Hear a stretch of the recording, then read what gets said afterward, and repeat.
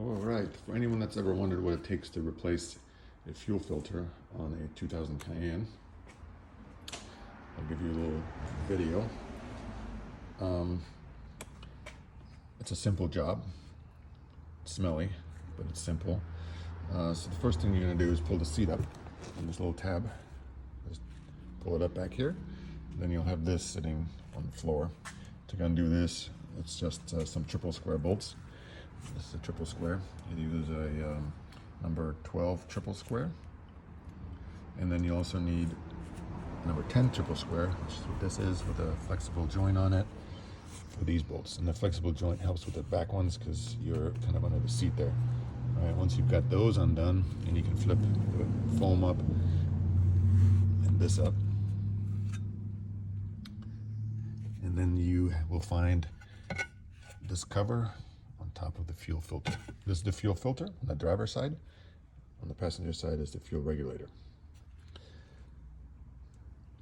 Once you've got the cover up, you'll want to undo your electrical connection. If you know how these plugs work, you pull up on this tab here gently. I use this tool to gently lift it, but I'm pulling with my fingers here to pull the plug up. Sometimes it helps to push down to relieve the tension on it. And by pulling this little tab, which you don't want to break, you release that small tab inside here. It pulls back off of the catch, which sits on the side of the plug here. All right, once you've got that undone, move it out of the way. Got this hose here, very easy. Push down on this, that releases the grabbers. Again, push on sometimes helps to relieve pressure, but as you're pushing this, you can then push on this end. That way you're not compromising anything over here if you're pulling too hard to get it off. You can use a screwdriver or your finger if you need extra help. Screwdriver does work. Now what you'll be looking at is this ring, and if you notice, there's markings on here. Those markings, line them or mark them so you can later, when you put this back on, have some idea of how tight it was. I think the torque spec on this from the workshop manual is around 100 foot-pounds. You know, this will get you close, or maybe good enough. I don't know. Underneath here sits this seal, and if you've done this work and you smell fuel or you got some leaks, it's probably you just didn't get tight enough, or maybe there's a kink in the seal. Putting this back on is a little tricky because you'll see there's a lip here, so it actually the fuel tank sits in, and this has a lip that's on both sides of that seal that's around the tank. Okay, and before I open this up, the way the fuel works is the pump underneath here feeds into the filter, and the pump on the passenger side feeds into the filter. So you've got two ins, then you have one out, and that goes from here to the fuel pressure regulator. In order to take this out, you have to undo the connection of the two pumps. That's easy, the same style hoses as these.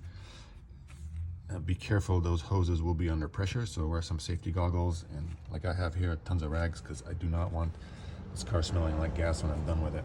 I've already vacuumed in here because I don't want any debris falling in. This was really dusty and dirty.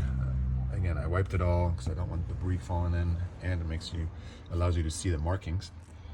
Okay, so once you've pulled this up, and I'll pull it up in a second, first thing you got to do is undo the electrical connections to the fuel level sender and the fuel pump. Those are easy to undo. They just slide off, and again, you can use a screwdriver to get them started, get them loose so you can get a better grip on them. And then that allows you to pull it up a little more because the electrical lines are short. The fuel hoses allow you to pull it up a little bit more.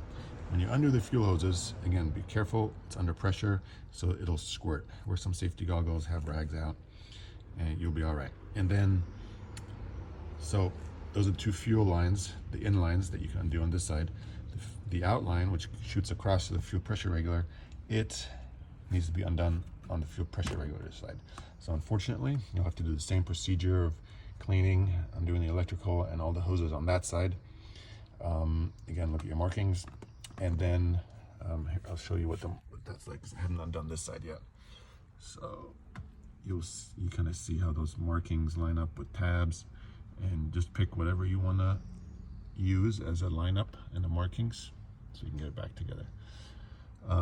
You can see on that side the electrical plug, somebody has broken that tab off, huh? So now you need to go underneath to release it. All right, so get that off, same as you got this side off, undo the connection, and you'll be able to then pull this fuel pump out with all the hoses. So this is what it looks like under here, and I've taken the seal out. There's no seal. You can only put them back in one way because you've got this tab up here. Pull it out. Okay, so you see I've done the two connections for the fuel pumps, and the one that's zip tied there, that goes across to the fuel regulator.